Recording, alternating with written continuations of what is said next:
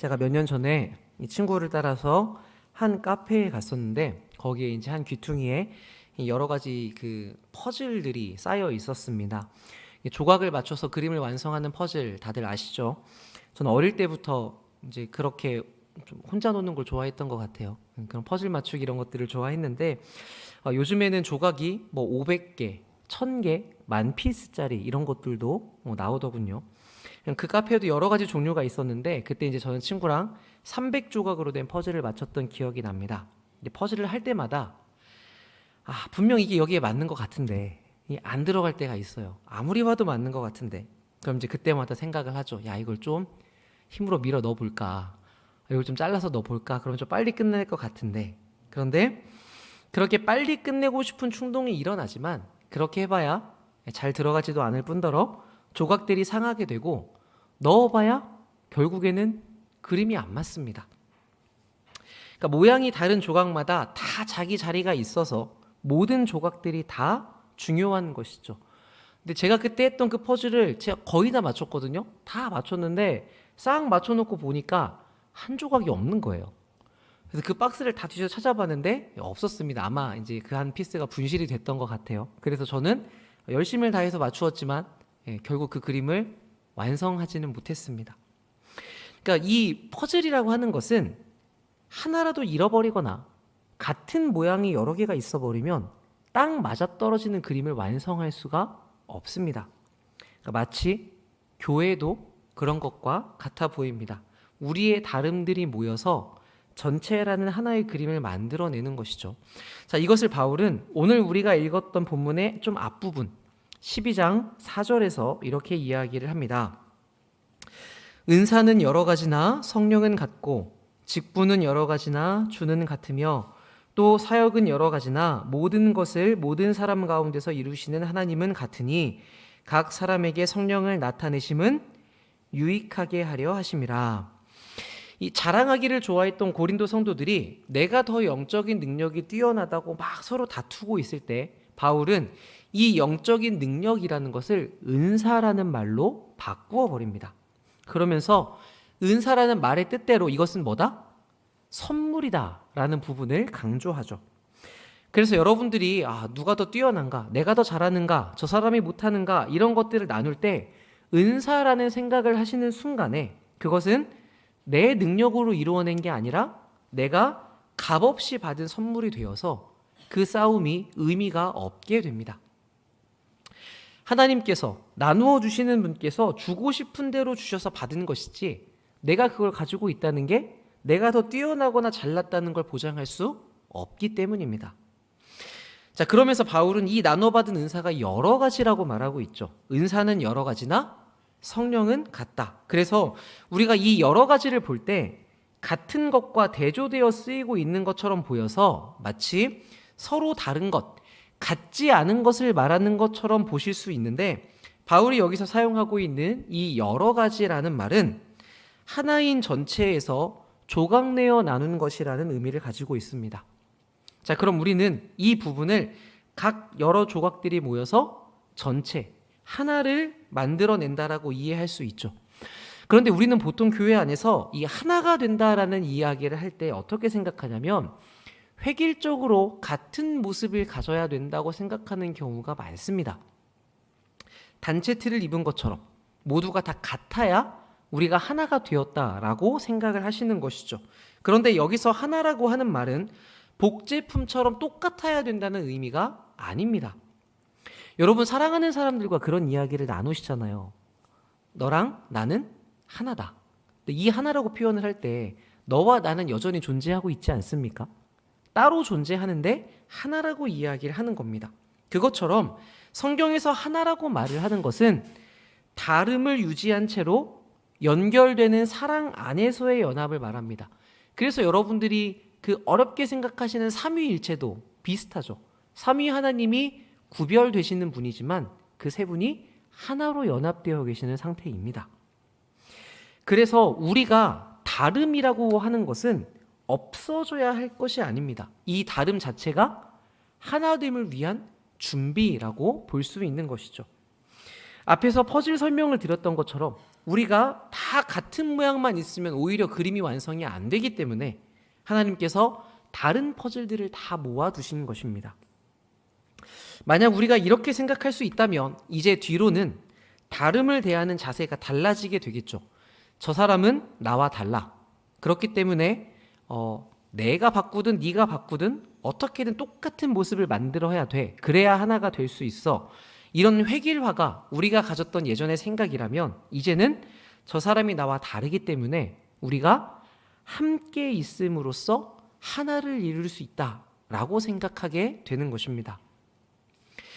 이렇게 본다면 여러분, 우리가 뭔가 획일화하려고 하는 노력, 나를 맞추거나 저 사람을 맞추거나 하려는 이런 노력들이 어쩌면 오히려 하나님의 계획에 반대되는 열심일 수도 있는 것이죠. 그래서 자꾸 무언가 맞추려고 할 때 문제가 생기는 것인지도 모릅니다. 그렇다면 우리가 하고 있는 다른 사람을 나에게 맞추는 이런 일을 우리가 멈추는 것이 더 나은 방법일 수 있죠. 그 사람의 다름을 사랑 안에서 받아주는 것이, 그리고 어떻게 우리가 함께 이것을 해갈 것인가를 고민하는 게 훨씬 더 우선되는 일일 것입니다. 자, 이런 말씀들을 통해서 우리가 교회가 어떤 곳인지를 이해하다 보면 우리는 내 기준으로 다른 사람을 판단하거나 내 모양에 맞추려고 했던 것들을 점차 하나님의 시각에서 전체적인 완성이라는 각도에서 보게 됩니다. 그러면서 하나님께서 우리를 다 다르게 만드시고 또 우리의 각자에게 은사라는 선물마저도 다르게 주신 것이 이 하나의 전체의 그림을 완성하려는 계획이었다는 것을 인정하게 되는 것이죠. 그러니까 여러분, 우리 교회에 있는 모든 분들 중에서 불필요한 사람은 하나도 없습니다. 제가 이런 부분을 잘 못합니다. 제가 이런 부분은 배운 게 없어서 모르겠습니다. 제가 어떤 부분에 몸이 불편해서 도움이 되지 않습니다. 또 저는 내면에 상처가 많아서 무언가를 섬기기 어렵습니다. 이런 내용들과는 상관없이 일단 교회에는 여러분 모두가 필요한 조각들인 것입니다. 그러니까 우리가 이 내용들을 다 알고 있죠. 그런데 의미적으로만 그런 것이 아니라 실제로 여러분 각자의 자리와 역할이 다 있는 것입니다. 그래서 우리 한 명 한 명은 그 누구도 소홀히 대할 수 없고 중요한 가치를 가진 하나님의 백성들이 됩니다. 오늘 본문이 그것을 설명해 주죠. 12절입니다. 몸은 하나인데 많은 지체가 있고 몸의 지체가 많으나 한 몸인 것과 같이 그리스도도 그러하니라. 우리가 유대인이나 헬라인이나 종이나 자유인이나 다 다르지만 전부 한 성령으로 세례를 받아 한 몸이 되었고 또 다 한 성령을 마시게 하셨느니라. 여기에 정말 중요한 전제, 기본이 있는데 그게 무엇이냐면 우리는 한 몸이 되었다는 것입니다. 내가 원하면 여기에 붙어 있을 수 있고 아니면 다른 데로 옮길 수 있는 것이 아니라 우리는 그리스도 안으로 들어오는 순간 이미 교회라는 한 몸에 붙어버렸습니다. 나눌 수 없는 존재가 돼버린 것이죠. 자, 그런데 이 당시에 바울만이 아니라 다른 사람들도, 일반 사람들도 어떤 국가나 도시를, 폴리스 이런 것을 한 몸이라고 표현을 했다고 합니다. 그런데 그 사람들은 우리가 한 몸이니까 노예들이 귀족을 위해서 열심히 일해서 공급해야 된다, 이런 의미로 한 몸이라는 의미를 사용했어요. 그런데 바울은 똑같은 표현을 사용하면서 완전히 다른 이야기를 합니다. 우리는 한 몸이다. 그렇기 때문에 서로가 서로를 함께 돌보아야 한다는 것이죠. 교회 안에서 보면 소위 잘 나가는 사람이 있고 아닌 사람이 있는 것처럼 보일 수 있습니다. 그런 경우에 대부분 잘 나가는 사람은 내가 교회 안에서 좀 돼. 그래서 교만해지기 쉽고, 그렇지 못한 사람은 나는 교회 안에서 아무 힘이 없어 라고 열등감을 느끼게 되기가 쉽죠.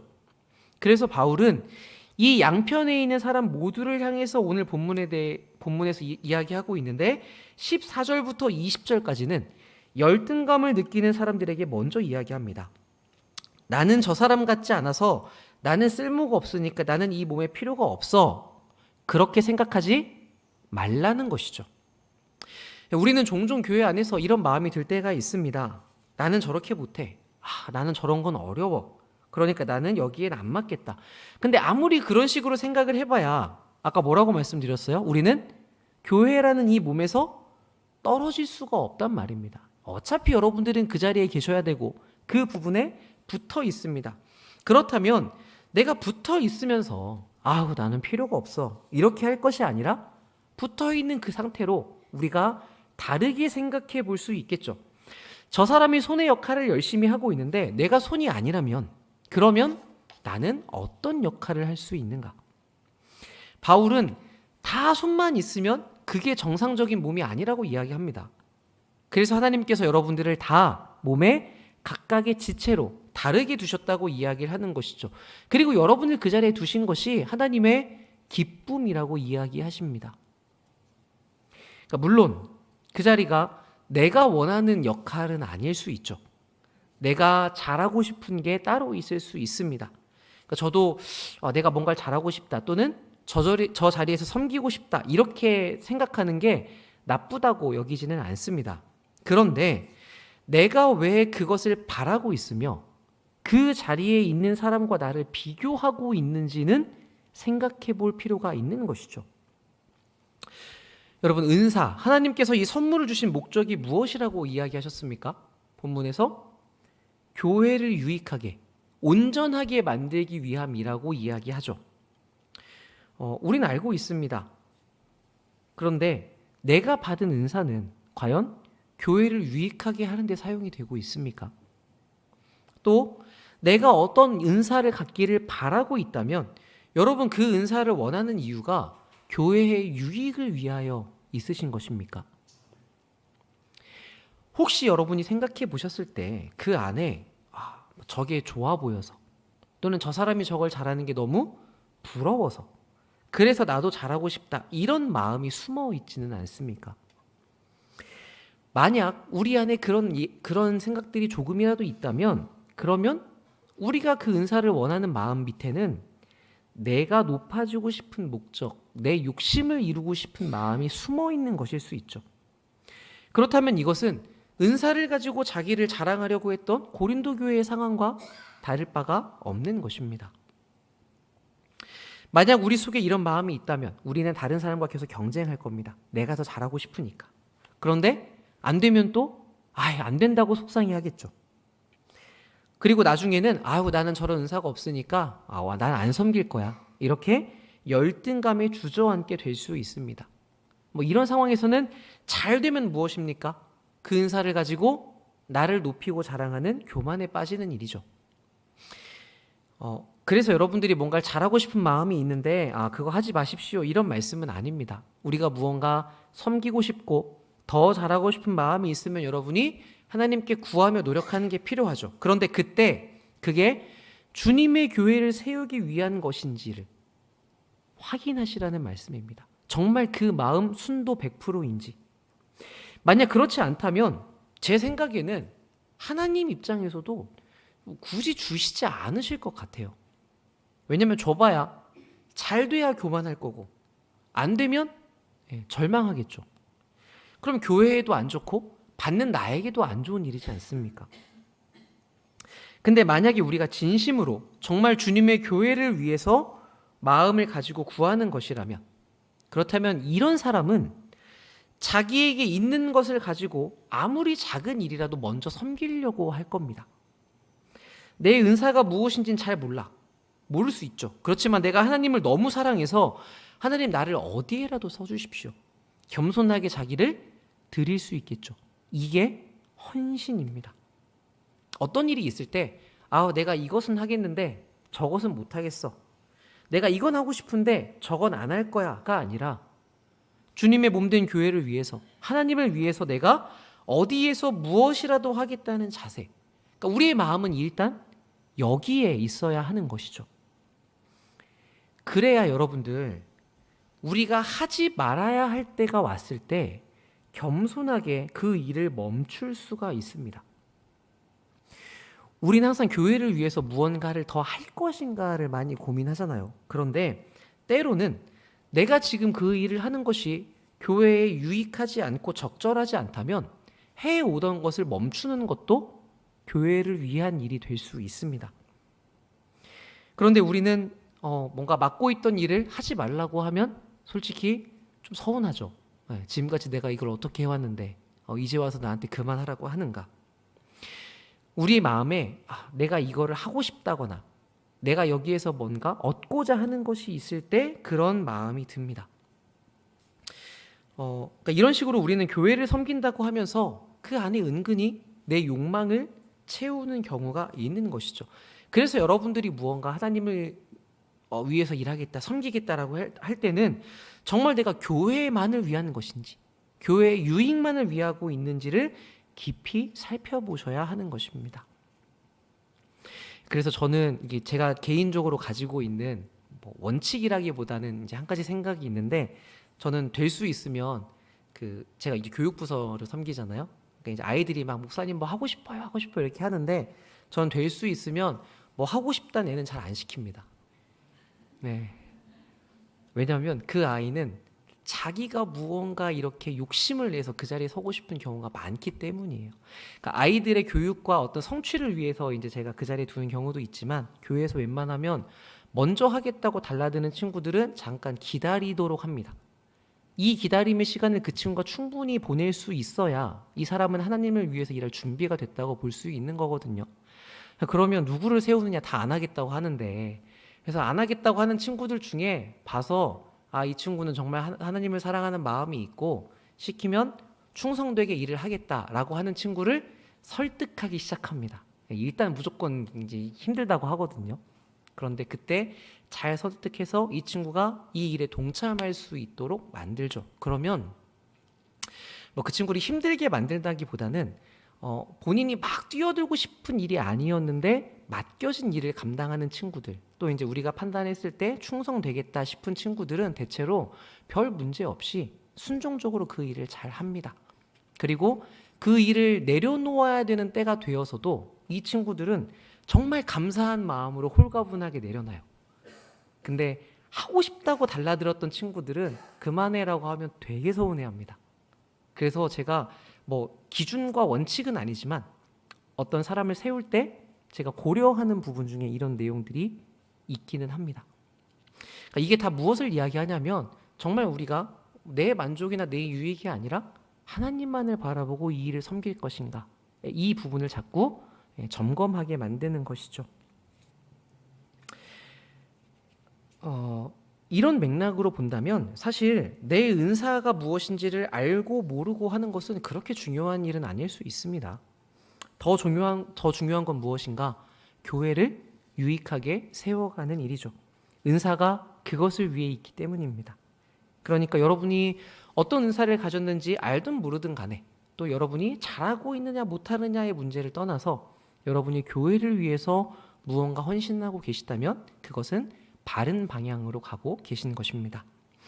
그래서 바울이 영적인 열등감에 빠져있는 사람들에게 너희가 영적으로 대단하다고 여기는 사람들과 너희는 아무 차이가 없다, 하나님께서 동일하게 중요하게 사용하신다라고 이야기를 하고 있는 것입니다. 바울은 확실히 보이고 드러나는 은사의 차이가 아니라 그걸 통해서 도달해야 되는 목적지, 하나님께서 원하시는 하나됨의 그 그림에 집중하고 있다는 것을 우리가 알 수 있죠.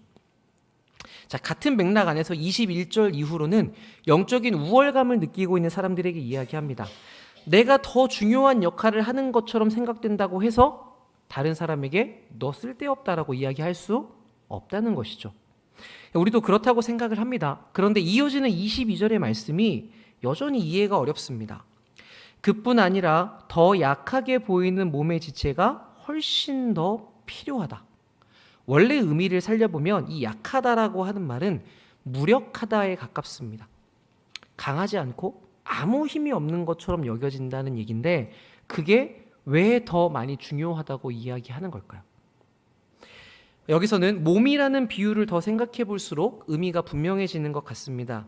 여러분은 여러분의 몸에서 어느 부분이 가장 중요한 기관이라고 생각을 하십니까? 제가 TV를 보니까 건강의 척도가 이 허벅지 두께와 관련이 있다고 얘기를 하시는 분들이 있더라고요. 그래서 하체 운동을 많이 해야 된다고 하시던데, 무거운 무게를 드는 손이나 또 발을 떠올리는 분도 있는 반면, 이제 뭐 그 예쁘고 잘생긴 얼굴을 생각하시는 분도 있으실 것 같아요. 근데 요즘 시대는 이 아름다운 외모도 한 사람의 인생을 바꾸는 힘이 되기도 하죠. 그러니까 우리는 각자마다 중요하게 여기는 몸의 기관들이 다릅니다. 그런데 가장 중요한 이 생명의 유지라는 관점에서 보면 어떨까요? 그러면 보여지지 않는 부분들, 중요하다고 여기지 않았던 지점들이 생각보다 훨씬 더 중요하다는 것을 알 수 있습니다. 그리고 얼굴이 다치는 거는 흉터가 남는 건 되게 큰 문제이지 않습니까? 근데 이게 생명에 지장을 주진 않습니다. 우리가 중요하게 여기는 눈, 코, 귀가 기능을 못하더라도 매우 불편한 일이지만 생명에는 지장이 없습니다. 그런데 평소 우리가 신경 쓰지 않는, 우리의 마음대로 움직일 수도 없어서 있는지 없는지도 잘 신경 쓰지 않는 뭐 심장, 폐, 내장기관, 우리 뭐 위가 어떻게 소화를 하고 있는지 아시는 분 별로 없잖아요. 저절로 되는 건데. 그러니까 이런 것들이 사실은 생명을 유지하는 일에는 훨씬 더 중요한 것이죠. 그러니까 따져보면 대단해 보이고 인정받는 것처럼 보이는 것은 드러나는 것들이지만 생명에 있어서는 그렇게 중요한 것은 아닐 수 있다는 이야기입니다. 이런 식으로 본다면 교회의 생명과 관련된다는 점에서 진짜 중요한 것은 우리가 생각하는 것과는 반대편에 있을 수 있다라고 생각해 볼 수 있죠. 드러나는 사람, 앞에 서고 그래서 보여지고 중요하게 여겨지는 사람보다 저기 뒤에서 묵묵하게 감당하는 사람이 교회의 생명을 유지하는데 훨씬 더 중요한 기능을 하고 있을 수 있습니다. 이런 사람들은 평소에 티가 안 납니다. 그냥 숨 쉬는 것처럼 되게 자연스럽게 계셔서 뭐 주장하지도 않고 그냥 가만히 계십니다. 그런데 그런 기관들이 순간순간 우리 몸에 중요한 영역들을 담당을 하는 것이죠. 얼마 전에 제가 이 건강과 관련된 간이 테스트를 좀 했습니다. 그래서 이제 이런 부분을 좀 더 관리를 해야 된다, 이런 결과들이 나오는데 그 중에 하나가 무엇이었냐면 혈관 쪽에 대한 관리가 필요하다였어요. 저는 지금까지 살면서 뭐 암이나 아니면 폐나 소화기관 이런 건 생각을 해봤지만 제가 혈관을 관리해야 된다는 생각은 한 번도 해본 적이 없었습니다. 그러니까 여러분도 그러시죠? 평소 내 몸에 있는 이런 혈관들은 정말 대단한 부분이야, 이렇게 생각하시는 분들은 별로 없잖아요. 그런데 실제로는 어때요? 머리에서 혈관 하나가 터지면, 심장에서 혈관 하나가 터지면 생명에 매우 큰 위협을 당하게 됩니다. 그러니까 이것처럼 자신에게 주어지는 부담을 힘들여서 감당하고 부담이 줄어도 평소대로 역할을 그대로 하시면서 교회 곳곳을 돌보며 구석구석까지 생명을 전달하는 사람들이 있으신 것이죠. 애는 쓰지만 티가 나지 않는 것입니다. 자, 그럼 어떤 분은 이렇게도 생각하실 수 있을 것 같습니다. 목사님, 저는 그런 역할도 못합니다. 지금 제 삶을 살기 너무 힘들고 제가 건강이 너무 안 좋아서 교회를 세우는 헌신, 봉사 이런 것들은 조금도 제가 할 수 없는 상황입니다. 그렇게 제가 정말 아무것도 할 수 없어서, 그러니까 내가 여기 있는 것 자체가 공동체에 부담을 주는 것 같고 쓸모없이 느껴지게 되는 경우가 있습니다. 그러니까 진짜 우리가 해결하기 어려운 거는 이런 상황이죠. 근데 여러분, 한 신학자가 이렇게 이야기했습니다. 모든 교회가 복음의 본질을 따라 살고 이를 가르치기 위해서는 무능력, 결핍 혹은 고통의 경험을 간직한 그리스도인 신자가 필요하다. 그런 점에 대해서 이런 지체들이 몸 중에서 가장 소중하고 가장 은사적인 부분일지 모른다. 제가 다른 분들과 이야기를 나누다 보면 이제 저는 계속해서 이제 뭔가 해결할 수 있는 방법들을 많이 말씀을 드리려고 하거든요. 근데 지나 보니까 대충 저랑 이야기를 나누시는 분들은 자기의 문제가 무엇인지 어떻게 해결을 해야 되는지를 보통 알고 계시더라고요. 근데 그게 잘 안 되어서 이제 말씀을 나누시는 건데, 그걸 알고 난 다음부터는 제가 해결책보다는 여러분들이 어떤 마음을 가지고 계시는지, 여러분이 마음이 지금 얼마나 어려우신지 이런 부분에 대해서 이야기를 나누었습니다. 그랬더니 이야기를 나누는 분들이 거기에서 뭔가 공감을 느끼고 위로를 얻고 나아갈 힘을 얻었다고 말씀하시는 경우들이 있더라고요. 그때 제가 생각을 하게 됐습니다. 사람을 이끌어가는 것은 성공적인 방향성이 제시되는 것일 수 있겠지만 어려운 상황에 있는 사람을 일으키는 것은 내가 겪었던 비슷한 고통의 경험들일 수 있겠구나. 예수님도 이렇게 우리의 삶을 경험하셨기 때문에 우리를 공감하실 수 있다고 그렇게 이야기하는 것이죠. 그러니까 교회가 그분의 몸이라고 한다면 우리도 주님께서 가신 그 길 위에 있습니다. 무능함이 나에게 복음이 필요하다는 것을 절실히 느끼게 만들었고, 지금의 어떤 결핍이 현재 내가 복음을 붙들게 만들고 있다면 우리가 겪는 어떤 고통들도 거기에서 복음의 신비를 드러낸다고 생각할 수 있겠죠. 그래서 여러분들이 겪으시는 그 모든 경험은 여러분이 앞으로 복음을 살아내고 그 복음을 전달하고 가르치는 일에 반드시 사용이 됩니다. 그런 의미에서 교회는 이 힘든 경험을 간직한 그리스도인들이 필요하기도 하죠. 혹시 여러분 지금 뭔가 개인적인 고통들 가운데 버티며 살아가시는 분이 계십니까? 여러분의 그 삶이 조금도 헛되지 않고 조금도 낭비가 되지 않습니다. 오히려 그 경험이 가장 소중하고 필요하고 중요한 교회의 은사적인 것일 수 있습니다. 그 일이 교회를 세워가는 일에 반드시 사용이 되기 때문입니다. 그러니까 여러분, 우리가 교회 생활을 하면서 여러분이 가지고 있는 생각을 조금은 바꾸시면 좋을 것 같아요. 우리 교회 안에 필요 없는 조각은 하나도 없습니다. 우리가 모르더라도 그 안에는 분명한 하나님의 의도와 일하심이 담겨 있는 것이죠. 심지어 아무 일도 못하고 정말 그냥 계시는 분이 계시다고 하더라도 앞에서 말씀드린 그 저의 혈관과 같이 그분께서는 이 자리에 자리하고 계신다는 사실 자체가 우리가 교회로 세워져 가고 있다는 증거일 수도 있습니다. 여러분이 만약에 서로를 건강하게 사랑하고 돌보는 일을 잃어버린다면 그분은 이 자리에 계시지 않을 수 있잖아요. 이 교회는 사랑이 없구나, 떠나실 수 있는데 여러분이 누군가를 계속 돌보아주고 관심을 가져주시기 때문에 그 사람이 이 자리에 계속 계시는 것이죠.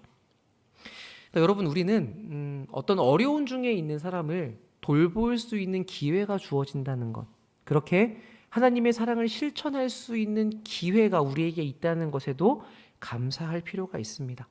이런 면에서 아주 연약한 지체는 우리가 쉽게 이해하지 못하는 영역에서 도리어 요긴하다고 할 수 있는 것이죠.